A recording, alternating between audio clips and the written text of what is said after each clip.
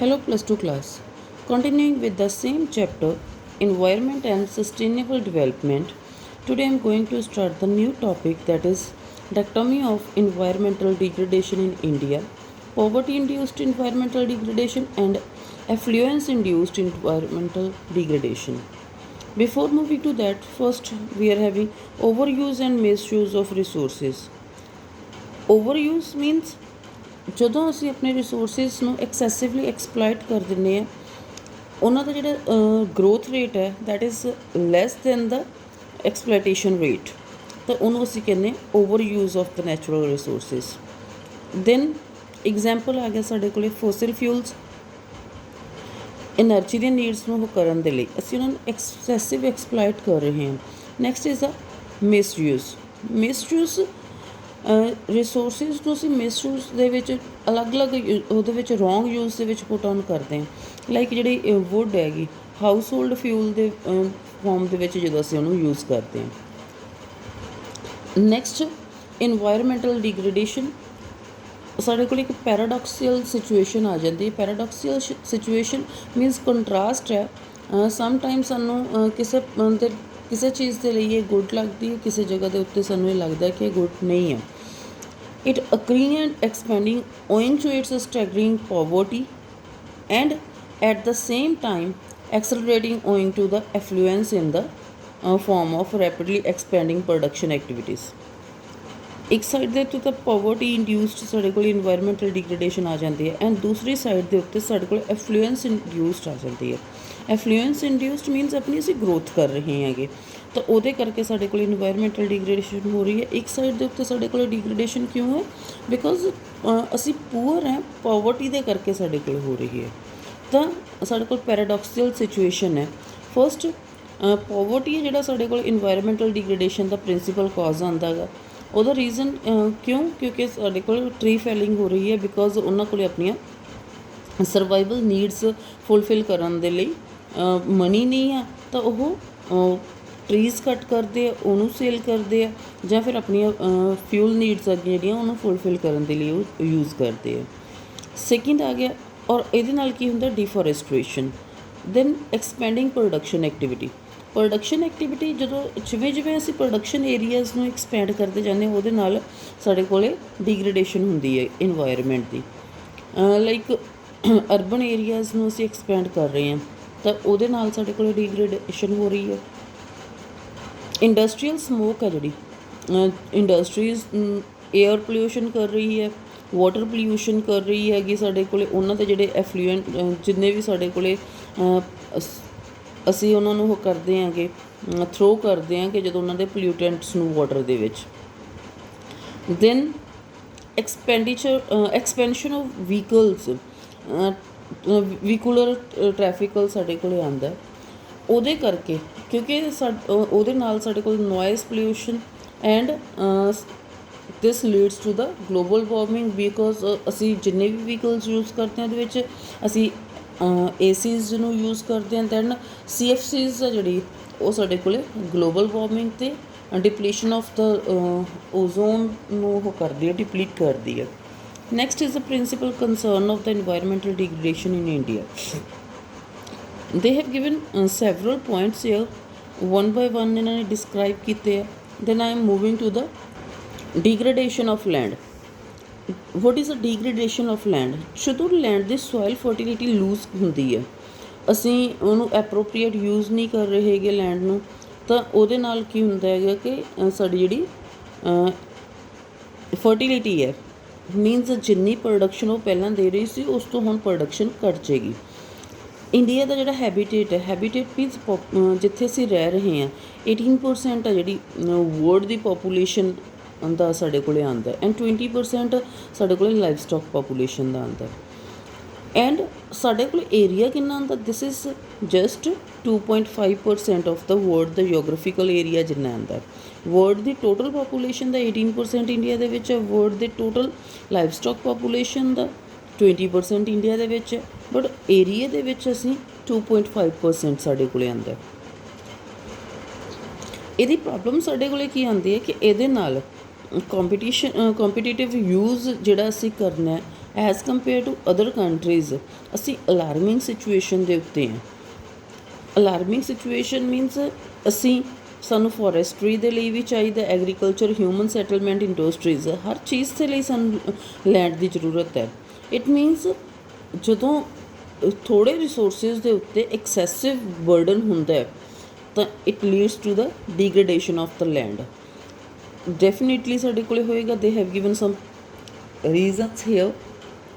First is excessive grazing. Excessive grazing ਸਾਡੇ ਕੋਲ ਜਦੋਂ ਲਾਈਵ ਸਟਾਕ ਬਹੁਤ ਹੈ ਤਾਂ ਉਹਨੂੰ ਗ੍ਰੇਜ਼ਿੰਗ ਲਈ ਲੈ ਕੇ ਜਾਂਦੇ ਹਾਂ, ਉਹਦੇ ਨਾਲ ਜਿੰਨੀ ਵੀ ਸਾਡੀ ਵੈਜੀਟੇਸ਼ਨ ਹੈ ਉਹਦਾ ਲੋਸ ਹੁੰਦਾ ਹੈ। ਈਵਨ ਤੋਂ ਫੋਰੈਸਟ ਦੇ ਵਿੱਚ ਵੀ ਸਾਡੇ ਕੋਲ ਬਹੁਤ ਸਾਰੇ ਇੱਦਾਂ ਦੇ ਐਨੀਮਲਸ ਹੈਗੇ ਜਿਹੜੇ ਗ੍ਰੇਜ਼ਿੰਗ ਦੇ ਟਾਈਮ ਦੇ ਉੱਤੇ ਵੈਜੀਟੇਸ਼ਨ ਨੂੰ ਉਹ ਕਰ ਦਿੰਦੇ, ਖਰਾਬ ਕਰ ਦਿੰਦੇ ਆ। ਵੈਜੀਟੇਸ਼ਨ ਸਾਡੇ ਕੋਲ ਸ਼ਰਬਸ, ਹਰਬਸ, ਸਾਰਾ ਕੁਛ ਉਹਦੇ ਵਿੱਚ ਆ ਜਾਂਦਾ। Then erosion of soil causes by tree felling. ਜਦੋਂ ਟਰੀ ਸਾਡੇ ਕੋਲ ਘਟ ਰਹੇ ਹੈਗੇ ਉਹਦੇ ਕਰਕੇ ਸਾਡੇ ਸੋਇਲ ਦੀ ਇਰੋਜ਼ਨ ਹੋ ਰਹੀ ਹੈ। ਸੋਇਲ ਦੀ ਉੱਪਰਲੀ ਜਿਹੜੀ ਪ੍ਰੋਡਕਟਿਵ ਲੇਅਰ ਹੈ ਉਹ ਵਾਟਰ ਦੇ ਨਾਲ ਰਿਮੂਵ ਜਾਂ ਏਅਰ ਦੇ ਨਾਲ ਜਦੋਂ ਰਿਮੂਵ ਹੋ ਜਾਂਦੀ ਹੈ, that is called soil erosion. Shifting cultivation. ਜਦੋਂ ਅਸੀਂ ਫਰਟਾਈਲ ਲੈਂਡ ਨੂੰ ਤੋਂ ਪੂਰੇ ਦੇ ਪੂਰੇ ਉਹਨਾਂ ਦੇ ਨਿਊਟਰੀਐਂਟਸ ਨੂੰ ਐਬਜ਼ੋਰਵ ਕਰ ਲੈਂਦੇ ਹਾਂ ਤਾਂ ਉਹਦੀ ਫਰਟੀਲਿਟੀ ਘੱਟ ਜਾਂਦੀ ਹੈ। ਜਦੋਂ ਸਾਡੇ ਕੋਲ ਫਰਟੀਲਿਟੀ ਘੱਟ ਗਈ then we are shifting cultivation.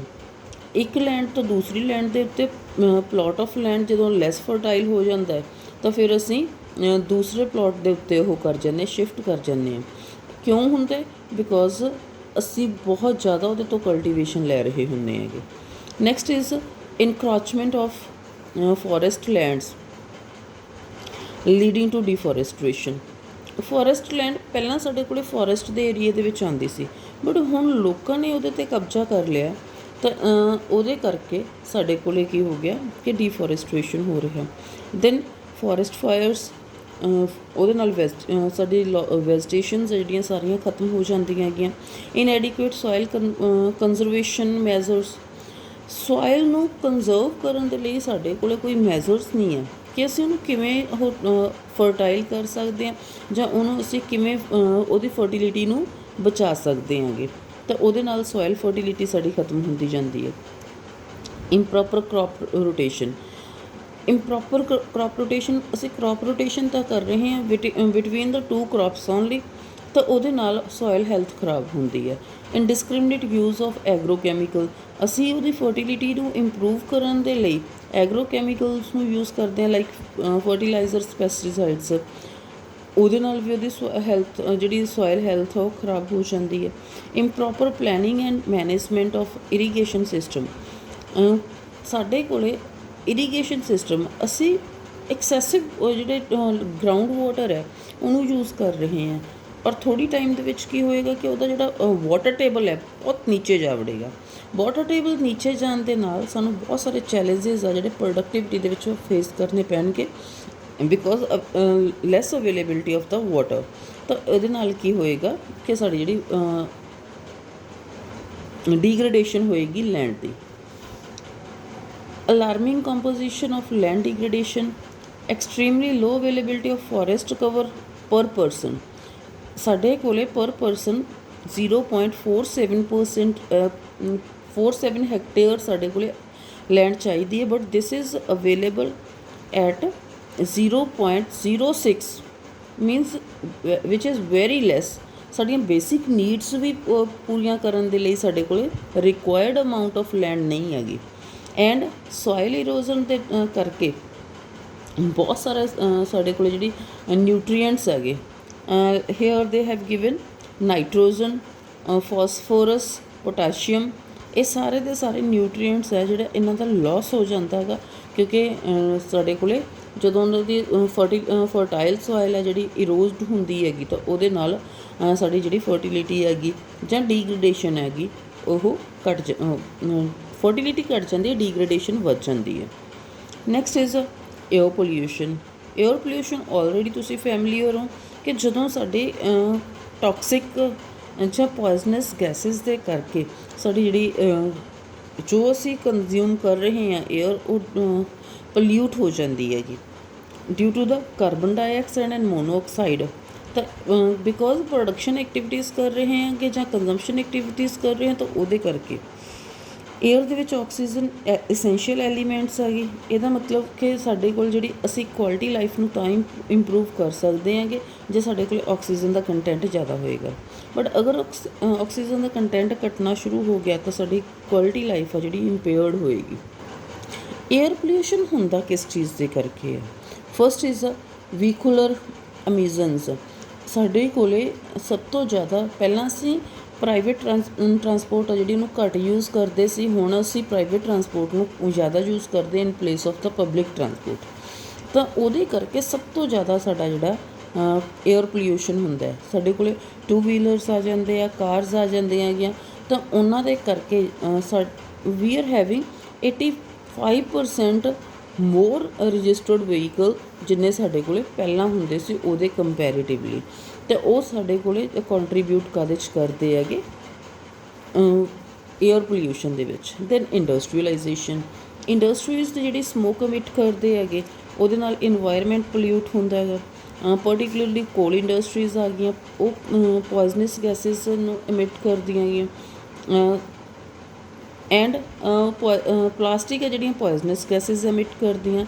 And leather industries ਜਿਹੜੀਆਂ ਹੈਗੀਆਂ ਉਹ ਵੀ ਏਅਰ ਪੋਲਿਊਸ਼ਨ ਨੂੰ ਇਨਕਰੀਜ਼ ਕਰ ਰਹੀਆਂ ਹੈਗੀਆਂ।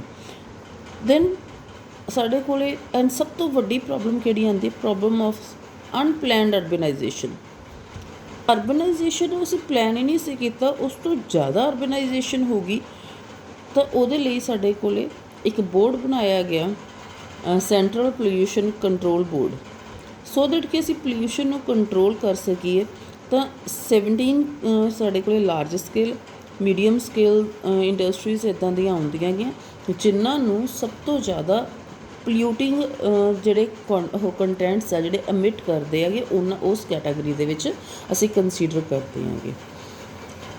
Hair they have given air pollution ਦੇ ਨਾਲ ਸਾਡੇ ਕੋਲ ਹਾਈਪਰਟੈਂਸ਼ਨ, ਹਾਈ BP ਜਿਹਨੂੰ ਅਸੀਂ ਕਹਿੰਦੇ ਹੈਗੇ, ਸਾਡੇ ਕੋਲ ਬਹੁਤ ਸਾਰੀਆਂ ਪ੍ਰੋਬਲਮਸ ਨੂੰ ਕ੍ਰੀਏਟ ਕਰਦਾ air pollution, like hypertension, asthma, respiratory and cardiovascular problems. Respiratory ਜਿਵੇਂ ਸਾਹ ਦੀ ਪ੍ਰੋਬਲਮ ਹੋ ਜਾਂਦੀ ਹੈ, ਐਂਡ ਹਾਰਟ ਅਟੈਕਸ ਸਾਡੇ ਕੋਲ ਹੋ ਜਾਂਦੇ ਹੈਗੇ। ਤਾਂ these are the deadly diseases. ਬਹੁਤ ਸਾਰੇ ਲੋਕਾਂ ਦੀ ਇਹਦੇ ਕਰਕੇ ਡੈਥ ਵੀ ਹੋ ਜਾਂਦੀ ਹੈਗੀ। ਤਾਂ ਇਹ ਸਾਰੇ ਦੇ ਸਾਰੇ because of these are the problems because of the air pollution. Now water pollution and management of fresh water. Water pollution other component ਸਾਡੇ ਕੋਲ ਆ ਜਾਂਦਾ ਹੈ। ਸਾਡੇ ਜਿਹੜੇ ਡੇਲੀ ਐਕਟੀਵਿਟੀਜ਼ ਆ ਜਾਂਦੀਆਂ ਹੈਗੀਆਂ ਜਾਂ ਫਿਰ ਇੰਡਸਟਰੀਅਲ ਜਿਹੜੇ ਵੇਸਟ ਹੁੰਦਾ ਹੈਗਾ ਉਹਦੇ ਕਰਕੇ ਜਦੋਂ ਅਸੀਂ ਸਾਡਾ ਵਾਟਰ ਹੈ ਜਿਹੜਾ ਕੰਟੈਮੀਨੇਟਡ ਹੋ ਜਾਂਦਾ ਹੈ ਤਾਂ ਉਹਦੇ ਨਾਲ ਡਿਜ਼ੀਜ਼ ਪ੍ਰੋਨ ਹੋ ਜਾਂਦਾ ਹੈ, ਔਰ ਸਾਡੇ ਕੋਲ ਡਿਜ਼ੀਜ਼ਿਜ਼ ਲਾਈਕ ਡਾਇਰੀਆ, ਹੈਪੇਟਾਈਟਸ ਇਹ ਪ੍ਰੋਡਿਊਸ ਹੁੰਦੀਆਂ ਹੈਗੀਆਂ। ਫਾਰਮਰਸ ਹੈ ਜਿਹੜੇ ਜ਼ਿਆਦਾਤਰ ਜਿਹੜੀਆਂ ਆਪਣੀਆਂ ਵੈਜੀਟੇਬਲਸ ਹੈਗੀਆਂ, ਬਹੁਤ ਸਾਰੇ ਫਾਰਮਰਸ ਆ ਜਿਹੜੇ ਨਾਲਿਆਂ ਦੇ ਵਿੱਚ ਆਪਣੀਆਂ ਵੈਜੀਟੇਬਲ ਜਿਵੇਂ ਸੀਵਰੇਜ ਵਾਟਰ ਹੁੰਦਾ ਉੱਥੇ ਆਪਣੀਆਂ ਵੈਜੀਟੇਬਲਸ ਨੂੰ ਵਾਸ਼ ਕਰਦੇ ਆ।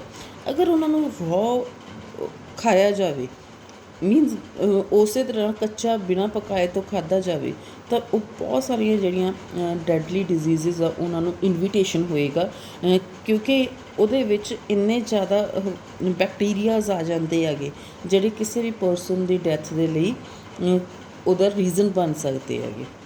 ਕੁਝ ਫੈਕਟਰਸ ਇਹਨਾਂ ਨੇ ਦਿੱਤੇ, ਕਿਹੜੇ ਫੈਕਟਰਸ ਜਿਹੜੇ ਕੰਟਰੀਬਿਊਟ ਕਰਦੇ ਆ। ਫਸਟ ਇਜ਼ ਇੰਡਸਟਰੀਅਲ ਵੇਸਟ ਜਿਹੜਾ ਅਸੀਂ ਰਿਵਰਸ ਦੇ ਵਿੱਚ ਉਹ ਕਰ ਦਿੰਦੇ ਹਾਂ, ਥਰੋ ਕਰ ਦਿੰਦੇ ਹਾਂ।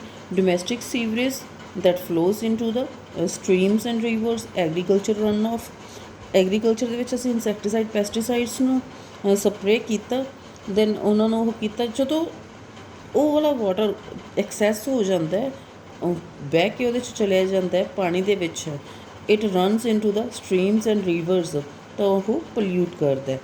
ਈਵਨ ਦੋ ਥਰਮਲ ਪਾਵਰ ਹਾਊਸਿਸ ਦੇ ਵਿੱਚ ਜੋ ਉਹਨਾਂ ਦਾ ਵੇਸਟ ਹੁੰਦਾ ਉਹਨੂੰ ਵੀ ਵਾਟਰ ਦੇ ਵਿੱਚ ਹੀ ਡਿਸਚਾਰਜ ਕਰ ਦਿੱਤਾ ਜਾਂਦਾ। To control the power of pollution, India has set up the Pollution Control Board. This is known as a PCB, Pollution Control Boards.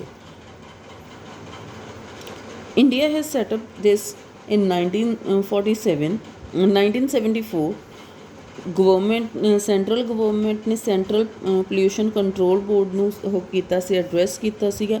ਉਹਦੇ ਦੋ ਮੇਜਰ ਐਲੀਮੈਂਟਸ ਨੂੰ ਲੈ ਕੇ, air pollution and water pollution.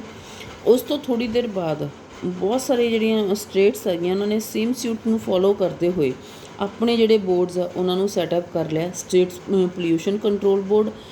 And ਅਲੱਗ-ਅਲੱਗ ਹਰ ਇੱਕ state ਦਾ ਆਪਣਾ ਆਪਣਾ ਬੋਰਡ ਆ ਗਿਆ ਉਹਨਾਂ ਰਿਸਪੈਕਟਿਵ ਸਟੇਟਸ ਦਾ। ਦ PCBs ਕੀ ਮੋਨੀਟਰ ਕਰਦੇ ਆ ਕਿ ਸਾਡੇ ਕੋਲ ਵਾਟਰ ਕੁਆਲਿਟੀ ਕਿਸ ਤਰੀਕੇ ਦੀ ਹੈਗੀ, ਉਹ 120 ਰੀਵਰਸ, ਔਰ ਉਹਦੇ ਵਿੱਚ ਉਹਨਾਂ ਦੇ ਟ੍ਰਿਬਿਊਟਰੀਜ਼ ਵੀ ਆ ਜਾਂਦੀਆਂ ਹੈਗੀਆਂ, wells, lakes, creeks, ponds, tanks, drain and canals. Function ਕੀ ਆਉਂਦੇ ਆ ਸਾਡੇ ਕੋਲ, PCB ਕੰਮ ਕੀ ਕਰਦਾ, ਪੋਲਿਊਸ਼ਨ ਕੰਟਰੋਲ ਬੋਰਡਸ ਦੇ ਕੰਮ ਕਿਹੜੇ ਕਿਹੜੇ ਆਉਂਦੇ ਆ। ਆਈਦਰ ਇਟਸ ਅ ਸਟੇਟ ਔਰ ਸੈਂਟਰਲ, ਦੇ have given the general works ਕਿ ਉਹ ਕਿਹੜੇ ਕਿਹੜੇ ਕੰਮ ਕਰਦੇ ਆ। ਫਸਟ ਉਹਨਾਂ ਨੇ ਇਨਵੈਸਟੀਗੇਟ ਕਰਨਾ, ਇਨਫੋਰਮੇਸ਼ਨ ਨੂੰ ਸਾਡੇ ਕੋਲ ਇਨਵੈਸਟੀਗੇਟ ਕਰਦਾ, ਕਲੈਕਟ ਕਰਦਾ, ਫਿਰ ਉਸ ਤੋਂ ਬਾਅਦ ਇਨਫੋਰਮੇਸ਼ਨ ਡਿਸੈਮੀਨੇਟ ਕਰਦਾ related to the water, air and land pollution. ਫਿਰ ਉਸ ਤੋਂ ਬਾਅਦ ਉਹਨਾਂ ਨੇ ਆਪਣੇ ਇਹ ਦੇਖਣੇ ਹੈਗੇ ਕਿ ਸਾਡੇ ਕੋਲ ਸੀਵੇਜ ਅਤੇ ਟ੍ਰੇਡ ਜਾਂ ਫਿਰ ਸਾਡੇ ਕੋਲ ਐਫਲੂਐਂਟਸ ਆ ਜਿਹੜੇ ਜਾਂ ਐਮੀਜ਼ਨਸ ਹੈ ਉਹ ਉਹਨਾਂ ਦੇ ਸਟੈਂਡਰਡਸ ਕੀ ਹੈ, ਕਿ ਕਿੰਨਾ ਅਸੀਂ ਉਹਨਾਂ ਨੂੰ ਕਿਸ ਤਰੀਕੇ ਦੇ ਨਾਲ ਅਸੀਂ ਉਹਨਾਂ ਨੂੰ ਉੱਥੇ ਐਮਿਟ ਕਰ ਰਹੇ ਹੈਗੇ। ਪ੍ਰੈਪ ਫਿਰ ਉਸ ਤੋਂ ਬਾਅਦ ਮੈਨੂਅਲਸ, ਕੋਡਸ ਜਾਂ ਗਾਈਡਲਾਈਨਸ ਪ੍ਰਪੇਅਰ ਕੀਤੀਆਂ ਜਾਂਦੀਆਂ ਕਿ ਜੋ ਸਾਡੇ ਕੋਲ ਡਿਸਪੋਜ਼ਲ ਹੈ ਉਹਨੂੰ ਅਸੀਂ ਕਿਵੇਂ ਸਾਡੇ ਕੋਲ ਵੇਸਟ ਹੈ, ਵੇਸਟ ਦਾ ਡਿਸਪੋਜ਼ਲ ਕਿਵੇਂ ਹੋਏਗਾ ਜਾਂ ਉਹਦਾ ਟਰੀਟਮੈਂਟ ਕਿੱਦਾਂ ਕੀਤਾ ਜਾ ਸਕਦਾ। ਦੈਨ ਟੈਕਨੀਕਲ ਅਸਿਸਟੈਂਸ ਪ੍ਰੋਵਾਈਡ ਕਰਦਾ ਹੈਗਾ ਸੋ ਦੈਟ ਕਿ ਅਸੀਂ ਜਿਹੜਾ ਪੋਲਿਊਸ਼ਨ ਹੈ ਉਹਨੂੰ ਕੰਟਰੋਲ ਕਰ ਸਕੀਏ, ਉਹਨੂੰ ਰਿਮੂਵ ਕਰ ਸਕੀਏ, ਤਾਂ ਉਹਨੂੰ ਇੱਕ ਡਾਇਰੈਕਸ਼ਨ ਪ੍ਰੋਵਾਈਡ ਕਰ ਸਕੀਏ ਕਿ ਅਸੀਂ ਕਿਸ ਤਰੀਕੇ ਦੇ ਨਾਲ ਇਹਨੂੰ ਕੰਟਰੋਲ ਕਰਨਾ, ਏਅਰ ਪੋਲਿਊਸ਼ਨ ਅਤੇ ਵਾਟਰ ਪੋਲਿਊਸ਼ਨ ਨੂੰ। It also carry out and sponsor research related to abatement of the water and air pollution. Awareness campaigns ਜਿਹੜੇ ਆ ਰਨ ਕੀਤੇ ਜਾਂਦੇ ਆ ਮਾਸ ਮੀਡੀਆ ਦੇ ਥਰੂ। ਇਨਸਪੈਕਸ਼ਨ ਹੁੰਦੀ ਹੈਗੀ ਇੰਡਸਟਰੀਜ਼ ਦੀ ਸੋ ਦੈਟ ਕਿ ਉਹ ਐਕਸੈਸਿਵ ਅਮਾਊਂਟ ਦੇ ਵਿੱਚ ਜਿਹੜੇ ਐਫਲੂਐਂਟਸ ਅਤੇ ਗੈਸਿਸ ਆ ਜਿਹੜੀਆਂ ਉਹ ਐਮਿਟ ਨਾ ਕਰ ਸਕਣ ਇਨਵਾਇਰਮੈਂਟ ਦੇ ਵਿੱਚ। ਐਂਡ ਏਅਰ ਕੁਆਲਿਟੀ ਨੂੰ, ਵਾਟਰ ਕੁਆਲਿਟੀ ਨੂੰ ਇੰਪਰੂਵ ਕਰਨ ਦੇ ਲਈ ਉਹ ਆਪਣੇ ਸਾਰੇ ਦੇ ਸਾਰੇ ਦੇਖਦੇ ਹੈਗੇ। ਇੰਡਸਟਰੀਅਲ ਸਿਟਿੰਗਸ ਐਂਡ ਟਾਊਨਸ ਸਾਡੇ ਕੋਲ ਉਹਨਾਂ ਨੂੰ ਜ਼ਰੂਰਤ ਹੁੰਦੀ ਹੈ ਕਿ ਕਿਸ ਚੀਜ਼ ਨੂੰ ਕਿਸ ਤਰੀਕੇ ਦੇ ਨਾਲ ਇੰਪਰੂਵ ਕੀਤਾ ਜਾ ਸਕਦਾ। Next is a loss of biodiversity. Biodiversity ਸਾਡੇ ਕੋਲ ਬਹੁਤ ਸਾਰੇ ਜਿਹੜੇ ਪਲਾਂਟਸ ਹੈ ਇੱਦਾਂ ਦੇ ਜਿਨ੍ਹਾਂ ਨੂੰ ਇਸ ਟਾਈਮ ਦੇ ਉੱਤੇ ਥ੍ਰੈਟਨਿੰਗ ਕੰਡੀਸ਼ਨ ਦੇ ਵਿੱਚ ਹੈ due to the pollution. Population ਵੱਧਦੀ ਜਾਂਦੀ ਹੈ, 18% ਹੈ ਜਿਹੜੀ ਸਾਡੇ ਕੋਲ ਪਾਪੂਲੇਸ਼ਨ ਵਰਲਡ ਦੀ ਆਉਂਦੀ ਹੈ, ਐਂਡ 8% ਫਲੋਰਲ ਅਤੇ ਫੋਨਲ ਸਾਡੇ ਕੋਲ ਬਾਇਓਡਾਇਵਰਸਿਟੀ ਆਉਂਦੀ ਹੈ। Flora means related to the plants, species of the plants, and faunal ਸਾਡੇ ਕੋਲ ਆਉਂਦੀ ਹੈਗੀ ਸਪੀਸੀਜ਼ ਆਫ ਦਾ ਐਨੀਮਲਸ। ਸਾਡੇ ਕੋਲ ਵਾਈਡ ਰੇਂਜ ਆਉਂਦੀ ਹੈਗੀ 2020 ਦੇ ਵਿੱਚ world wide fund for nature ਉਹਨੇ ਓਬਜ਼ਰਵ ਕੀਤਾ ਕਿ 12% ਜਿਹੜੇ wild mammal species and 3% of bird species and 19% of amphibians ਜਿਹੜੇ ਹੈਗੇ ਉਹ ਥ੍ਰੈਟਨਿੰਗ ਕੰਡੀਸ਼ਨ ਦੇ ਉੱਤੇ ਹੈ। ਮੀਨਸ ਉਹ ਇੰਡੇਂਜਰ ਕੰਡੀਸ਼ਨ ਦੇ ਵਿੱਚ ਹੈ ਕਿ ਉਹ ਕਿਸੇ ਵੀ ਟਾਈਮ ਦੇ ਵਿੱਚ ਖ਼ਤਮ ਹੋ ਸਕਦੇ ਹੈਗੇ। Then solid waste management. Earlier ਅਸੀਂ ਕਹਿੰਦੇ ਸੀਗੇ ਕਿ ਵੇਸਟ ਨੂੰ ਮੈਨੇਜ ਕਰਨਾ ਹੈ, now we are managing the waste in the different categories. Like ਸਾਡੇ ਕੋਲ ਅਲੱਗ-ਅਲੱਗ ਤਰ੍ਹਾਂ ਦੇ ਕੰਟੇਨਰਸ ਹੁੰਦੇ ਹੈਗੇ ਅਤੇ ਜਿੱਥੇ ਜਾ ਕੇ ਅਸੀਂ ਆਪਣੀ ਵੇਸਟ ਆ ਜਿਹੜੀ ਉਹਨੂੰ ਮੈਨੇਜ ਕਰਦੇ ਹਾਂ। Here they have given we are using blue for paper, green for grass, yellow for plastic and red for metal. ਅਸੀਂ ਉਹਨਾਂ ਨੂੰ ਕੈਟਾਗਰਾਈਜ਼ ਕਰਨਾ ਹੈ ਬਿਕੋਜ਼ ਉਹਨਾਂ ਦਾ ਜਿਹੜਾ ਡੀਕੰਪੋਜੀਸ਼ਨ ਰੇਟ ਹੁੰਦਾ ਹੈ ਹਰ ਇੱਕ ਜਿਹੜੀ ਵੇਸਟ ਹੈਗੀ ਸੋਲਿਡ ਵੇਸਟ ਦਾ ਡਿਫਰੈਂਟ ਹੁੰਦਾ ਹੈ। ਉਹ ਇੱਕੋ ਅਸੀਂ ਕੀ ਕਰਦੇ ਹਾਂ, ਇੱਕੋ ਜਗ੍ਹਾ 'ਤੇ ਇੱਕੋ ਹੀ ਡਸਟਬਿਨ ਦੇ ਵਿੱਚ ਸਾਰਿਆਂ ਨੂੰ ਇਕੱਠਾ ਕਰ ਦਿੰਦੇ ਹਾਂ। ਹੁਣ ਉਹਦੇ ਵਿੱਚੋਂ ਕੁਛ ਹੈ ਜਿਹੜਾ ਬਹੁਤ ਜਲਦੀ ਡੀਕੰਪੋਜ਼ ਹੋ ਜਾਂਦਾ, ਕੁਛ ਨੂੰ ਡੀਕੰਪੋਜ਼ ਹੋਣ ਦੇ ਲਈ ਟਾਈਮ ਲੱਗਦਾ ਹੈ, ਐਂਡ ਕੁਛ ਵੇਸਟ ਇੱਦਾਂ ਦਾ ਹੁੰਦਾ ਗਾ ਜਿਹੜਾ ਰੀਸਾਈਕਲੇਬਲ ਹੁੰਦਾ, ਜਿਹਨੂੰ ਅਸੀਂ ਰੀਸਾਈਕਲ ਕਰ ਸਕਦੇ ਹਾਂ। ਅਗਰ ਅਸੀਂ ਉਹਨੂੰ ਕਲਾਸੀਫਾਈ ਕਰਕੇ ਡੰਪ ਕਰਦੇ ਹੈਗੇ ਤਾਂ ਉਹਨੂੰ ਮੈਨੇਜ ਕਰਨਾ ਬਹੁਤ ਸੌਖਾ ਹੋ ਜਾਂਦਾ ਹੈਗਾ। ਸਾਡੀ ਜਿਹੜੀ ਅਰਬਨਾਈਜੇਸ਼ਨ ਹੈ ਉਹਦੇ ਕਰਕੇ ਸਾਨੂੰ ਵੇਸਟ ਮੈਨੇਜਮੈਂਟ ਦੀ ਸਭ ਤੋਂ ਜ਼ਿਆਦਾ ਪ੍ਰੋਬਲਮ ਆ ਰਹੀ ਹੈ। ਸਾਡੇ ਕੋਲ ਐਟ ਪ੍ਰੈਜ਼ੈਂਟ 64 ਤੋਂ ਲੈ ਕੇ 72 ਮਿਲੀਅਨ ਜਿਹੜਾ ਟਨ ਹੈ ਵੇਸਟ ਹੈ। ਐਂਡ ਇਹ ਸਾਡੇ ਕੋਲ ਇਨਕਰੀਜ਼ ਕਰਕੇ ਬਾਏ ਦਾ ਈਅਰ 2031 ਕਿੰਨਾ ਹੋ ਜਾਏਗਾ 125 ਮਿਲੀਅਨਸ ਹੋ ਜਾਏਗਾ। ਜਿੰਨਾ ਸਾਡਾ ਟੋਟਲ ਵੇਸਟ ਹੁੰਦਾ ਉਹਦੇ ਵਿੱਚੋਂ ਸਿਰਫ 43 ਮਿਲੀਅਨ ਟਨ ਆ ਜਿਹੜਾ ਉਹ ਕਲੈਕਟ ਕੀਤਾ ਜਾਂਦਾ। ਉਸ ਤੋਂ ਬਾਅਦ 11.9 ਮਿਲੀਅਨ ਟਨ ਹੈ ਉਹਨੂੰ ਟਰੀਟ ਕੀਤਾ ਜਾਂਦਾ ਐਂਡ 31 ਮਿਲੀਅਨ ਟਨ ਜਿਹੜਾ ਉਹਨੂੰ ਲੈਂਡਫਿਲਸ ਦੇ ਵਿੱਚ ਡੰਪ ਕਰ ਦਿੱਤਾ ਜਾਂਦਾ ਹੈ। ਬਿਕੋਜ਼ ਅਸੀਂ ਮੈਨੇਜ ਨਹੀਂ ਕਰਕੇ ਚੱਲ ਰਹੇ, ਅਸੀਂ ਅਲੱਗ-ਅਲੱਗ ਬਿਨਸ ਨਹੀਂ ਯੂਜ਼ ਕਰਦੇ ਸੋ ਦੈਟ ਕਿ ਸਾਡੇ ਕੋਲ ਅਸੀਂ ਟੋਟਲ ਅਮਾਊਂਟ ਨੂੰ ਕਿਸ ਤਰੀਕੇ ਦੇ ਨਾਲ ਡਿਸਪੋਜ਼ ਕਰਨਾ ਉਹਨੂੰ ਅਸੀਂ ਪ੍ਰੋਪਰਲੀ ਪਲੈਨ ਹੀ ਨਹੀਂ ਕਰ ਪਾ ਰਹੇ ਹੈਗੇ। ਅਗਰ ਸਾਡੇ ਕੋਲ ਮੈਨੇਜਮੈਂਟ ਪ੍ਰੋਪਰ ਹੋਏਗੀ ਤਾਂ ਸਾਡੇ ਕੋਲ ਪਲੈਨਿੰਗ ਪ੍ਰੋਪਰ ਹੋਏਗੀ। ਚਿਪਕੋ ਮੂਵਮੈਂਟ ਸਾਡੇ ਕੋਲ ਇੱਕ ਡਰਾਈਵ ਹੈ ਸੋ ਦੈਟ ਕਿ ਡੀਫੋਰੈਸਟ੍ਰੇਸ਼ਨ ਨੂੰ ਅਸੀਂ ਘੱਟ ਕਰ ਸਕੀਏ, ਆਪਣੇ ਡੀਫੋਰੈਸਟ੍ਰੇਸ਼ਨ ਤੋਂ ਬਚਾਅ ਹੋ ਸਕੇ। ਦੋ ਕਮਿਊਨਿਟੀਜ਼ ਨੇ ਇਸ ਡਰਾਈਵ ਨੂੰ ਅੱਗੇ ਲੈ ਕੇ ਗਏ ਹੈਗੇ। ਉਹਨਾਂ ਦਾ ਏਮ ਕੀ ਸੀਗਾ ਕਿ ਅਸੀਂ ਜਿਹੜੇ ਫੋਰੈਸਟ ਨੂੰ ਡੀਫੋਰੈਸਟ੍ਰੇਸ਼ਨ ਤੋਂ ਬਚਾ ਸਕੀਏ। This is Chipko movement in the Himalayas and Appiko movement in the Karnataka. Chipko ਅਤੇ ਐਪੀਕੋ ਦਾ ਮਤਲਬ ਕੀ ਹੈ ਕਿ ਹੱਗ ਕਰਨਾ। ਲੋਕ ਕੀ ਕਰਦੇ ਸੀਗੇ ਕਿ ਟਰੀਜ਼ ਨੂੰ ਹੱਗ ਕਰ ਲੈਂਦੇ ਸੀਗੇ ਸੋ ਦੈਟ ਕਿ ਲੋਕ ਜਿਹੜੇ ਟਰੀਜ਼ ਕੱਟ ਕਰਨ ਆਉਂਦੇ ਉਹ ਲੋਕ ਫੋਰੈਸਟ ਦੇ ਵਿੱਚੋਂ ਉਹਨਾਂ ਟਰੀਜ਼ ਨੂੰ ਕੱਟ ਨਾ ਕਰ ਸਕਣ। ਚਿਪਕੋ ਮੂਵਮੈਂਟ ਇਟ ਵਾਜ਼ ਲਾਂਚਡ ਇਨ ਉੱਤਰਾਖੰਡ ਇਨ 1973। ਉਸ ਤੋਂ ਬਾਅਦ ਅਪੀਕੋ ਮੂਵਮੈਂਟ ਜਿਹੜੀ ਹੈਗੀ ਕਰਨਾਟਕਾ ਦੇ ਵਿੱਚ 1983 ਦੇ ਵਿੱਚ ਲਾਂਚ ਕੀਤੀ ਗਈ and this movement was Appiko movement was inspired by the Chipko movement. September 83 ਦੇ ਵਿੱਚ ਬਹੁਤ ਸਾਰੇ villages around the Salkani forest ਉਹਨਾਂ ਨੇ ਸਿਰਸੀ ਡਿਸਟ੍ਰਿਕਟ ਦੇ ਵਿੱਚ ਬਹੁਤ ਸਾਰੇ ਟਰੀਜ਼ ਨੂੰ ਹੱਗ ਕਰ ਲਿਆ ਸੋ ਦੈਟ ਕਿ ਉਹਨਾਂ ਨੂੰ ਸੇਵ ਕਰ ਸਕਣ ਫੈਲ ਕਰਨ ਤੋਂ। ਵਿਲੇਜਰਸ ਆ ਜਿਹੜੇ ਕੰਟੀਨਿਊਸਲੀ ਫੋਰੈਸਟ ਦੇ ਵਿੱਚ ਰਹਿੰਦੇ ਸੀਗੇ ਜਦ ਤੱਕ ਕਿ ਉਹਨਾਂ ਨੂੰ ਇਹ ਕਨਫਰਮ ਨਹੀਂ ਸੀ ਹੋ ਜਾਂਦਾ ਕਿ ਹੁਣ ਸਾਡੇ ਕੋਲ ਇਨਡਿਸਕ੍ਰਿਮੀਨੇਟ ਟਰੀ ਫੈਲਿੰਗ ਨਹੀਂ ਹੋਏਗੀ, ਕਿ ਮੀਨਸ ਆਪਣੇ ਪਰਪਸ ਦੇ ਲਈ ਉਹ ਕੋਈ ਟਰੀ ਫੈਲਿੰਗ ਨਹੀਂ ਕਰਨਗੇ। ਦੈਨ ਇਸ ਮੂਵਮੈਂਟ ਦੇ ਨਾਲ ਬਹੁਤ ਸਾਰੇ ਹੋਰ ਲੋਕ ਆ ਜਿਹੜੇ ਉਹ ਜਦੋਂ ਸਾਡੇ ਕੋਲ ਬਹੁਤ ਸਾਰੇ ਟਰੀਜ਼ ਸੇਵ ਹੋਏ ਤਾਂ ਬਹੁਤ ਸਾਰੇ ਹੋਰ ਆ ਜਿਹੜੇ ਵਿਦਇਨ ਦਾ ਮੰਥ ਸਾਡੇ ਕੋਲ ਮੂਵਮੈਂਟ ਸਪਰੈਡ ਹੋ ਗਈ ਬਹੁਤ ਸਾਰੀਆਂ ਹੋਰ ਡਿਸਟ੍ਰਿਕਟਸ ਦੇ ਵਿੱਚ। ਅਤੇ ਬਹੁਤ ਸਾਰੇ ਵਲੰਟੀਅਰਸ ਨੇ ਇਸ ਕੰਟਰੈਕਟਰਸ ਜਿਹੜੇ ਸੀਗੇ ਜਾਂ ਫੋਰੈਸਟ ਆਫੀਸ਼ੀਅਲ ਸੀਗੇ ਉਹਨਾਂ ਨੂੰ ਗਾਈਡਲਾਈਨਸ ਪ੍ਰੋਵਾਈਡ ਸੀਗੀਆਂ ਕਿ ਤੁਸੀਂ ਫੋਰੈਸਟ ਨੂੰ ਕਲੀਅਰ ਕਰ ਸਕਦੇ ਹੋ ਜਾਂ ਤੁਹਾਡੇ ਕੋਲ ਹੈ। ਤਾਂ ਉਹਨਾਂ ਨੂੰ ਇਸ ਚੀਜ਼ ਦੇ ਉੱਤੇ ਸਟ੍ਰੈਸ ਕੀਤਾ ਕਿ ਅਗਰ ਤੁਸੀਂ ਟਰੀਜ਼ ਕੱਟ ਕਰਨੇ then you have to consult the villagers ਜਿੰਨੇ ਵੀ ਸਾਡੇ ਕੋਲ ਲੋਕਲ ਪੀਪਲ ਆਉਂਦੇ ਹੈਗੇ। You should be consulted when trees are marked for felling. ਪਹਿਲਾਂ ਤੁਸੀਂ ਉਹਨਾਂ ਨੂੰ ਪੁੱਛੋਗੇ। Trees within the 100 metre of the water source ਜਾਂ ਸਲੋਪ ਦੇ ਉੱਤੇ ਹੈ ਉਹਨਾਂ ਨੂੰ ਫੈਲ ਨਹੀਂ ਕੀਤਾ ਜਾਏਗਾ। ਮੀਨਸ ਉਸ ਟਾਈਮ ਦੇ ਉੱਤੇ ਜਿਹੜੇ ਫੋਰੈਸਟ ਨੂੰ ਕਲੀਨ ਕਰਨ ਦੇ ਲਈ ਆਫੀਸ਼ੀਅਲਸ ਹੁੰਦੇ ਸੀ ਜਾਂ ਕੰਟਰੈਕਟਰਸ ਹੁੰਦੇ ਸੀ ਜ਼ਿਆਦਾਤਰ ਉਹ ਇਹਨੂੰ ਉਹ ਕਰਦੇ ਸੀ। ਬਟ ਉਹਨਾਂ ਨੇ ਉਹਨਾਂ ਤੋਂ ਬਚਾਉਣ ਦੇ ਲਈ ਖੁਦ ਇਹ ਮੂਵਮੈਂਟ ਸਟਾਰਟ ਕੀਤੀ, ਲੋਕਲਸ ਨੇ ਇਹ ਮੂਵਮੈਂਟ ਸਟਾਰਟ ਕੀਤੀ ਸੀਗੀ ਜਿਹਦਾ ਬੈਨੀਫਿਟ ਕੀ ਹੋਇਆ ਕਿ ਸਾਡੇ ਕੋਲ ਬਹੁਤ ਸਾਰੇ ਜਿਹੜੇ ਅਮਾਊਂਟ ਦੇ ਵਿੱਚ ਟਰੀਜ਼ ਹੈ ਉਹ ਕੱਟ ਡਾਊਨ ਨਹੀਂ ਕੀਤੇ ਗਏ। Thank you.